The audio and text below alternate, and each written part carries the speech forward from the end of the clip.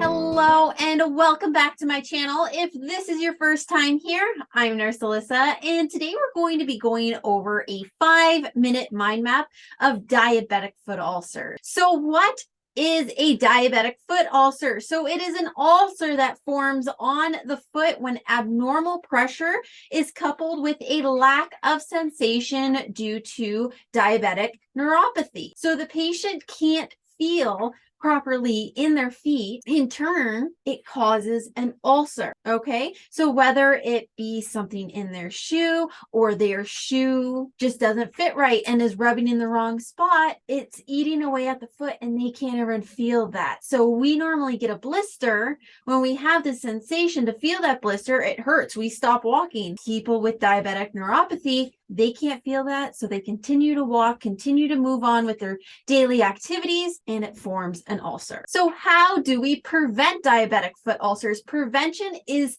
key. We always want to prevent, especially in wound care. If we can prevent something rather than cure, we are way better off, because we always have to go back to the preventative measures when we're trying to treat something. So prevention. First, we're going to wash and inspect feet daily. You're going to inspect the feet twice a day, once in the morning before we put on our shoes. We also want to inspect the shoes itself.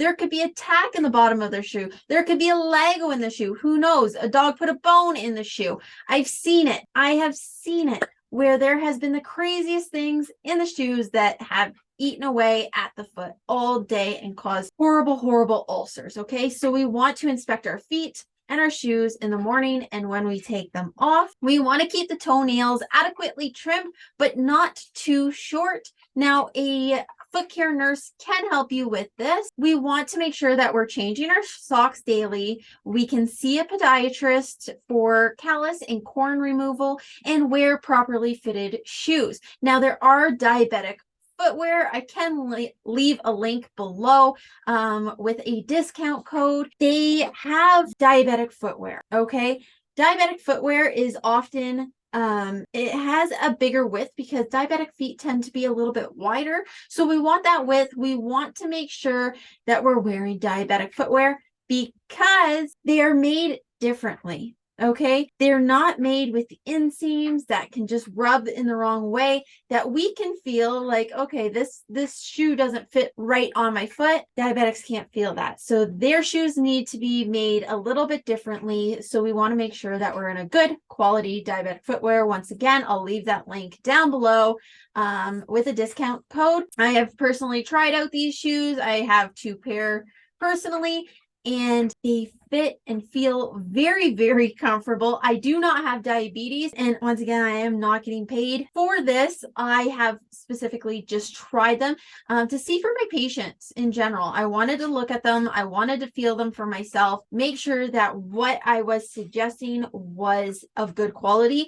Diabetic footwear can be really expensive, and I wanted to find something that had a good price point but good quality. So I did talk to the manufacturer, and they did give me a code to give a discount to you guys. So that is what I have done. Once again, I am not getting paid for this, so it is my true and honest opinion of these shoes. Now let's move on to risk factors. So what are the risk factors for diabetic foot ulcers?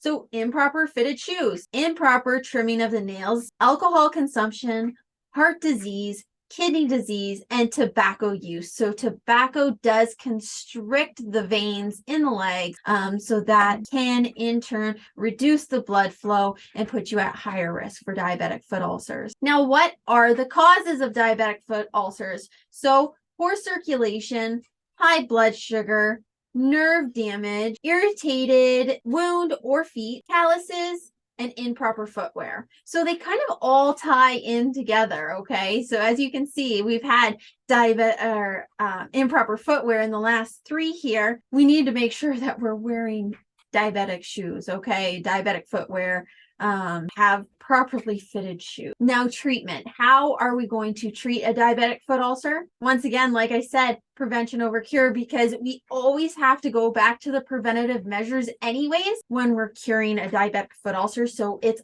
a lot easier to just prevent them than having to prevent them and cure at the same time, trying to get rid of that diabetic foot ulcer. Okay, so diabetic footwear, offloading braces or casts, compressions, shoe inserts, and local wound care. Now, I'm not going into local wound care here too much. I will add a link up above because each wound in itself is going to have a different treatment plan. Okay, I want you to see, okay, this is what we need to do. We have to go back to the preventative measures, or we will never heal a diabetic foot ulcer. We'll really never heal a wound if we're not going back to the preventative measures. That's why I'm not talking about the specific wound products, because really I can put almost anything. I could probably come up with 5 or 6 different plans of care for one wound in particular. Okay, but without going back to the preventative measures, without reducing pressure or distributing pressure, and without, offloading properly, without removing the calluses, we are never going to heal that wound. Okay, that goes in place for any chronic wound. We need to go back to preventative measures. But once again, I have added up above where you can see the different product choices and how to make that choice the appropriate wound care. Okay, so I hope this video did help you better understand the diabetic foot ulcers and what we need to do to prevent them and treat them, and going back to the preventative measures for treatment. But once again, that's all I have for this video, guys. Bye for now.